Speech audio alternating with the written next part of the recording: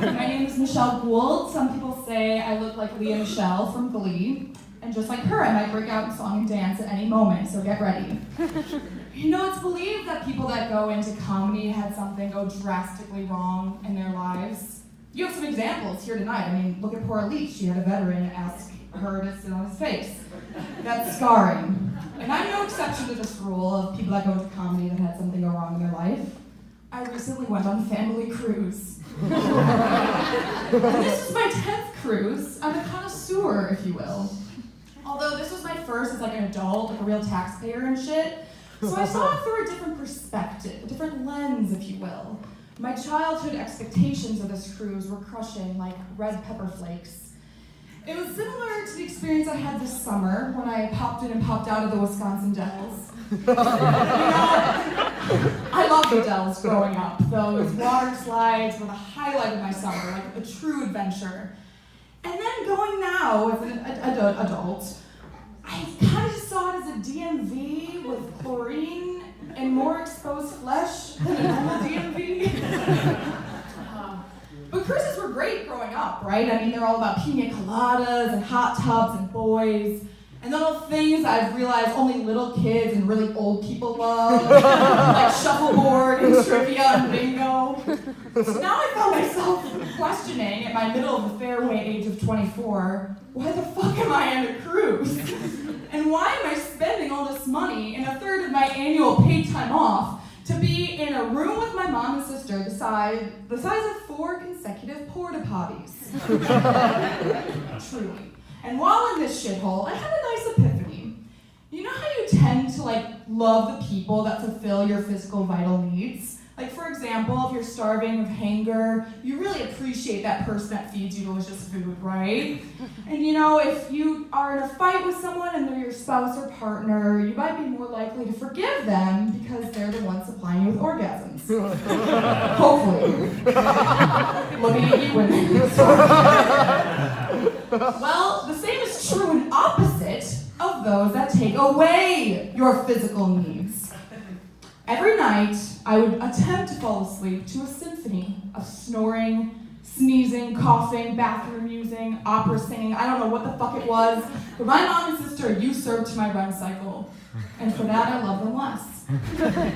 Now, of course I love my family, but all I'm saying is if Elon Musk has it correct and we're all living in simulation theory, stay with me on this, and someone is playing The Sims of my life somewhere up there, then they would have seen a big red diamond over my head every time I was interacting with my family on this cruise. Only the millennials who played Sims will get that one. No, the crew on the Empress of the Seas was just fantastic. They put up with every minute and tedious request of my mother, Chris. I love my mother, but damn, she's high maintenance. And let me explain that she recently underwent surgery and she's actually severely immobile, so she brought 2 walking sticks to be able to get around on the rocking ship, you know, get her from bunker to bunker. And what's unfortunate is they looked way more like skiing poles. And I think that people probably got confused thinking that we packed for the wrong trip. The tropical cruise was doing the skiing. Yeah, unfortunate, but you know, it wasn't just the skiing that kept us slowed down, but my mother, Chris's relentlessness to settle for anything short of perfection. She's always been this way. I mean, it was a constant guessing game for my sister and I. Is the crew gonna get it right this time? It was really bad. For example, every morning she would order a bevy of beverages. It would start out with 4 iced teas, 3 hot teas, 2 coffees, 4 ice waters, an orange juice, a cranberry juice with 5 Splendas, 3 more ice waters, a tea, a hot tea, 3 cold teas, a roast suckling pig, an orange juice, 3 more teas, in that order. And if they got it wrong, she might stab them with her stick, so they were terrified. I mean, really, she had many men running around her at all points in time trying to abide to her requests. But she had a weapon, at least. I think that the best part, in my opinion, was she asked for an extension cord, and it was the wrong color. I can't make this up. I mean, either beds were made wrong, the chaise lounges were uncomfortable, shore excursions was deceiving. We were such regulars at guest services Not only did they know all of our names, but we were teaching guest services about services they didn't even know they provided to guests. My favorite interaction with my mother and the crew was with our nightly waitress, Wee Wee. Now, poor Wee Wee is a lovely Chinese waitress that we had every night. If you haven't been on a cruise, and hopefully after this you'll go book your first one, but you have the same wait staff, and you sit at the same table every night. So it's always kind of exciting, like the first day of college, like who's it gonna be? Where am I gonna be? So we get there, and we're seated in Wee Wee section. And my mom is displeased, of course, because she has a view of the revolving door of the kitchen. This is distracting? I don't know. So we spend a couple of our first hours of our night in paradise with the maitre d' out with like a war map trying to determine the perfect table to meet my mother's standards. It was terrible. And then we show up the next night and we finally have our perfect table set out for us. Everyone's like looking, like really worried to see if we're, it's up to my mother's standards, because everyone knows her at this point, we get sticks. And my mom's like, I feel bad for Wee Wee. We already met her. What if she thinks that we just left her? So we stayed in Wee Wee section for the duration of the ship. So Wee Wee never quite got it right with my mother. Wee Wee always brought the wrong dinner rolls, didn't explain the wine list well enough. She didn't understand that my mom wanted her salmon cooked flaky, not fleshy. All the while, Wee Wee's probably thinking, I don't care how the fuck your salmon is cooked, lady. I only get to see my family once a year because of this gig. Honestly, though, the crew on the Empress of the Seas was fantastic. They were constantly cleaning us, feeding us, like making our beds while we were getting up to pee in the middle of the night. I think that's one of the reasons I was always awake.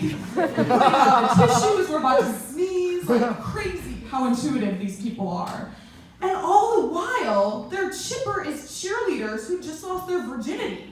Like, how are they always so happy? I just wanted whatever they were on, truly. It was fantastic. But I kind of realized, if you haven't noticed by now, that cruises kind of suck.